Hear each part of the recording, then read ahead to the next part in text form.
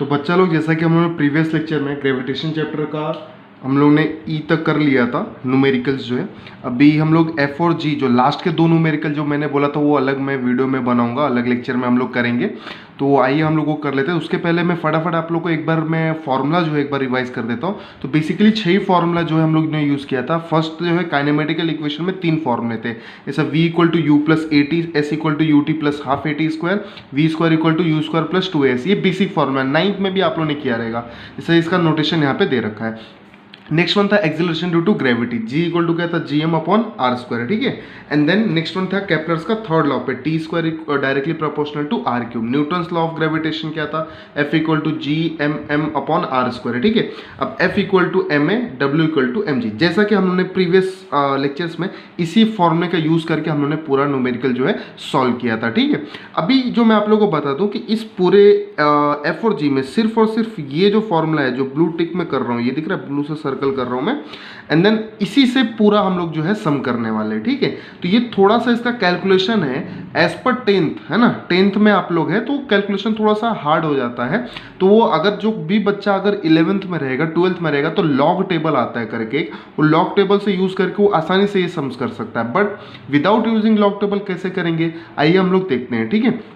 चलिए, सबसे पहले आप लोग को दिख रहा रहेगा एफ, हमारा क्वेश्चन दिख रहा है, क्या दे रखा है हमारा, the mass of a earth, है ना, and the moon are 6 into 10⁻24 एंड 7.4 इंटू 10⁻22 kg रिस्पेक्टिवली। रिस्पेक्टिवली का मतलब यहाँ पर रिस्पेक्ट नहीं दे रहा है, मतलब बता रहा है कि अर्थ का इतना है, मून का इतना है, क्लियर है। The distance between them is इतना, find the gravitational force attraction between two if G equal to constant, that means इतना, ठीक है। तो चलिए हम लोग निकालते हैं कि ग्रेविटेशनल फोर्स कितना, अगर ये सब इतना तो ग्रेविटेशनल फोर्स कितना, ठीक है। तो सबसे पहले हमारा काम क्या होता है, हमारा काम होता है गिवन लिखना है। क्या लिखना, गिवन लिखना। हम न्यूमेरिकल कर रहे हैं, सबसे पहले गिवन लिखेंगे। गिवन क्या लिखा है, मास ऑफ अर्थ, तो एम ई हो जाएगा, एम ई मतलब मास ऑफ अर्थ क्या हो जाएगा, 6 into 10⁻24, and then mass of moon, तो एम एम क्या हो जाएगा, mass of moon 7.4 into 10⁻22 kg, clear है। And then distance between them, distance between them मतलब उनकी बीच की दूरी, तो उनकी बीच की दूरी दैट मीन्स हम लोग किससे डिनोट करते हैं, आर से। आर कितना हो जाएगा, 3.84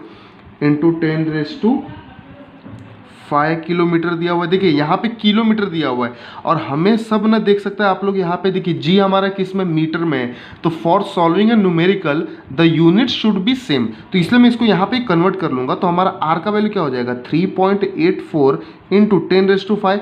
अब 1 किलोमीटर में कितना मीटर होता है, 1000 मीटर होता है, तो 10⁻3 लिख दूंगा मैं। देखिए यहाँ पे 10⁻3 का मतलब होता है 1000, मतलब 0 3 बार है, तो कितना हो जाएगा, अभी देखिए यहाँ पे 3.84। अभी देखिए 10 10 बेस सेम है, तो इंडाइसिस रूल से क्या होगा, इंडेक्स भी क्या हो जाएगा, प्लस हो जाएगा, तो इंटू 10⁻8, ठीक है। तो ये मीटर में आ जाएगा, because for solving numerical solve करते टाइम पे unit should be same. Find the gravitational force, है ना, एंड देन जी भी दिया हुआ, तो जी में लिख देता हूँ, क्या दिया हुआ, 6.67 इंटू 10⁻11, जो कि ये जो है ना, इसका न्यूमेरिक वैल्यू जो है, न्यूमेरिकल वैल्यू जो है, ये वैल्यू फिक्स रहता है, कभी चेंज नहीं होता, क्योंकि यूनिवर्सल ग्रेविटेशनल कांस्टेंट है। अब मुझे फाइंड क्या करना है, फाइंड करना है मुझे, find gravitational force, that means F निकालना है।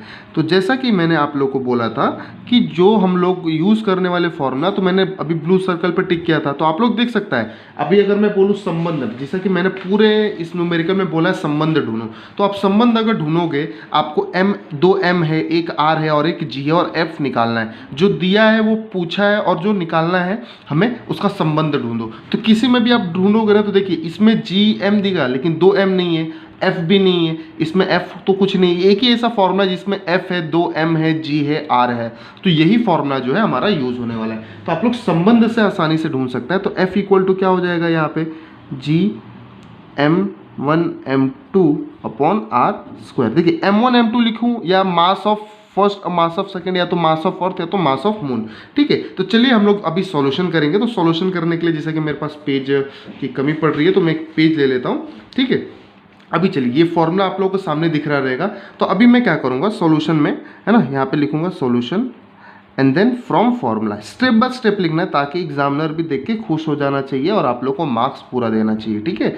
तो f इक्वल टू हमारा क्या हो जाएगा यहाँ पे, अब मैं डायरेक्टली वैल्यू पुट करूंगा, मुझे f निकालना है। तो देखिए g का वैल्यू मैं पुट करूंगा तो सबसे पहले आप लोगों को सारा वैल्यू दिख रहा रहेगा, g का वैल्यू कितना है क्या है, ठीक है। तो चलिए मैं g का वैल्यू पुट करता हूँ, क्या दिया हुआ है 6.7 इंटू 10⁻⁻11 इंटू m1 मतलब मास ऑफ अर्थ, ठीक है, 6 इंटू 10⁻24। चाहिए तो आप लोग ME लिख लो और MM लिख दो ताकि आपको कन्फ्यूजन ना हो, ठीक है।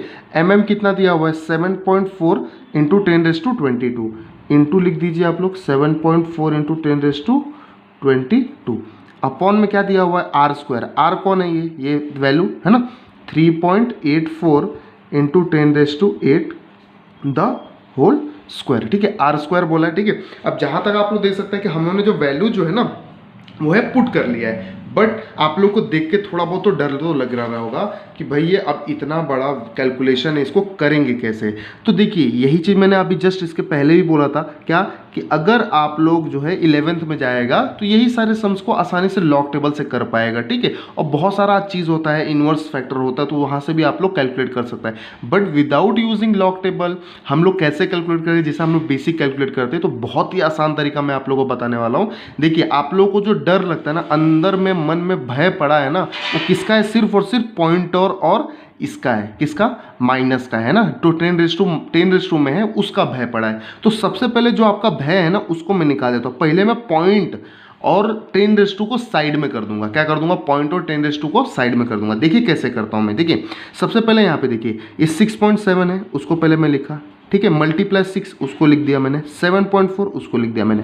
अब मैं पावर वाले को एक साथ रखूंगा। देखिए ये 24 है और ये -11 है। देखिए अब आप लोगों को पता है कि बेस अगर सेम रहेगा ना, 10 सेम है, तो ये ऐड सब्ट्रैक्ट हो सकता है। अगर 24 देखिए यहाँ पे 22 है और ये -11 है, तो 22 में से 11 जाएगा तो कितना बचेगा, 11 है ना। 11 + 24 कितना हो जाएगा आप लोग का, 11 + 24 हो जाने वाला 35। तो यहाँ पे 10⁻2 क्या लिख सकता हूँ मैं, 35 लिख सकता हूँ। अब वापस से मैं रिवाइज कर रहा हूँ, कैसे आया, बेस सेम है, यहाँ पे देख लीजिए इंडाइसिस रूल ही बोलता है, मैंने बेसिक में पढ़ाया है। यहाँ पे बेस सेम है तो a⁻m + n। अब भले यहाँ पे माइनस होगा तो m - n हो जाएगा, वैसे यहाँ पे -11, 22 में से 11 जाएगा तो 11 + 24 35 हो गया, ठीक है। चलिए अब यहाँ पे थोड़ा सा ऊपर से देख लो, जो एकदम थोड़ा ऐसा ज़्यादा लिखा हुआ तो देखो अभी कम दिख रहा है। अब देखिए यहाँ पे स्क्वायर का मतलब, देखिए मैं स्क्वायर नहीं करूँगा, मैं इसको 2 बार लिख दूंगा। स्क्वायर मतलब ही 2 बार होता है, 3.84 को 3.84 2 बार।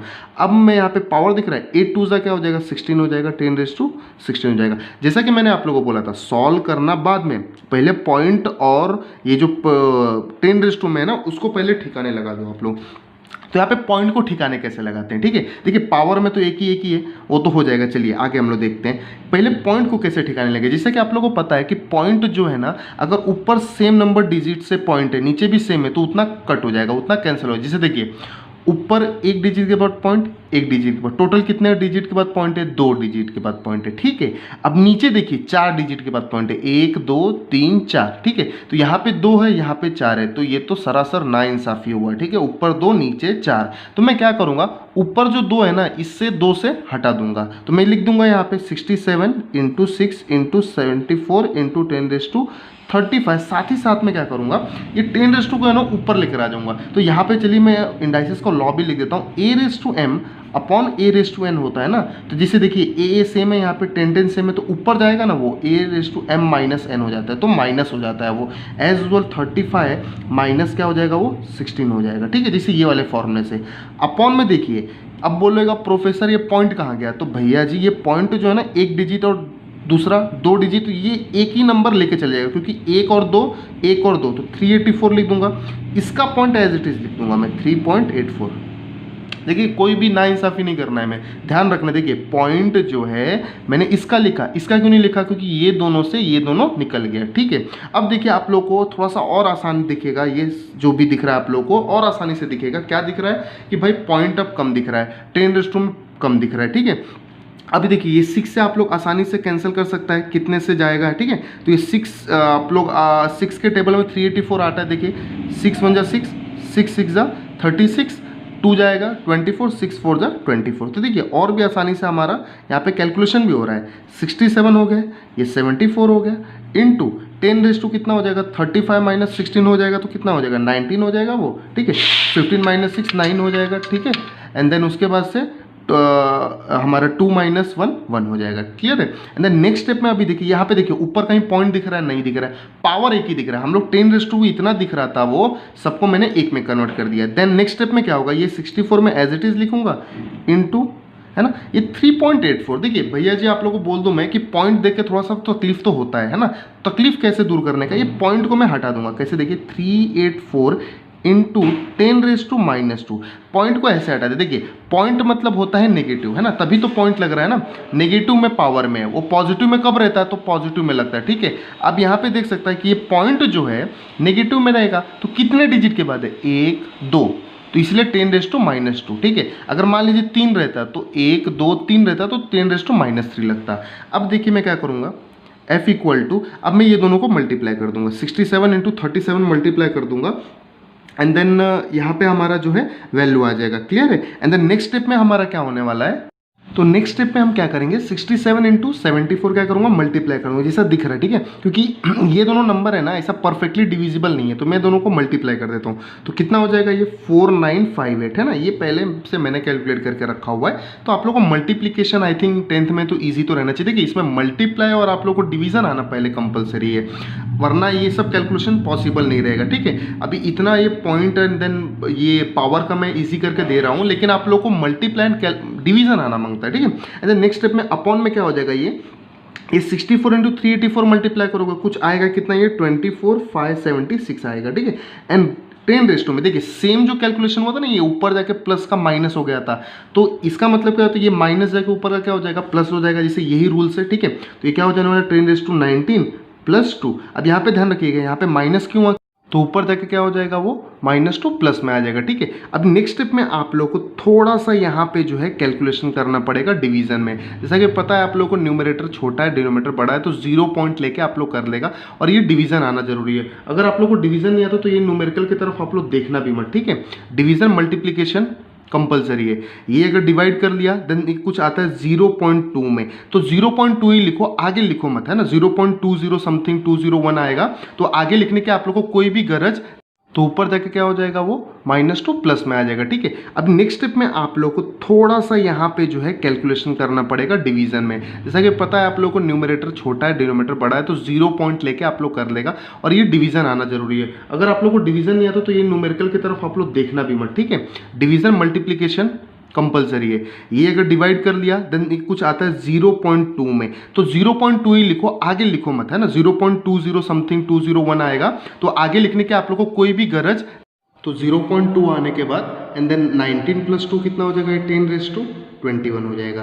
तो ये हमारा क्या आ गया, फोर्स आ गया, क्या आ गया, हमारा फोर्स आ गया। दैट इज, इसका यूनिट क्या होता है, न्यूटन होता है। अब टेक्स्ट बुक में देखोगे तो उन्होंने क्या किया, 0.2 को 2 लिखा है। कैसे लिखा है, और करके मैं यहाँ पे लिख सकता हूँ, क्या लिख सकता हूँ कि F इज इक्वल टू, ये पॉइंट अगर हटाना है तो पॉइंट हटाने के लिए 0 आता है, तो यहाँ पे 21 है, एक ही पॉइंट हटाना है तो एक 0 जाएगा, तो 2 हो जाएगा। इधर कितना बचेगा, 21 की जगह पे 20 बच जाएगा, तो 2 इंटू 10⁻20 न्यूटन आ जाएगा, क्लियर है। तो ये हमारा फाइनल आंसर है। तो आप चाहे ये लिखो चाहे वो लिखो। देखिए यहाँ पे एकदम समझने वाली बात, क्या पॉइंट और रेस टू को मैं अलग रख रहा हूँ, एंड देन उसके बाद से डिवाइड एंड मल्टीप्लीकेशन आना बहुत ही ज़रूरी है, ठीक है। चलिए अभी लास्ट वाला जो हमारा सम है ना, वो भी एज इट इज़ होगा। मैं पहले पॉइंट और रेस टू को भी अलग रखूंगा। चलिए मैं लास्ट वाला सम आप लोगों को दिखा देता हूँ।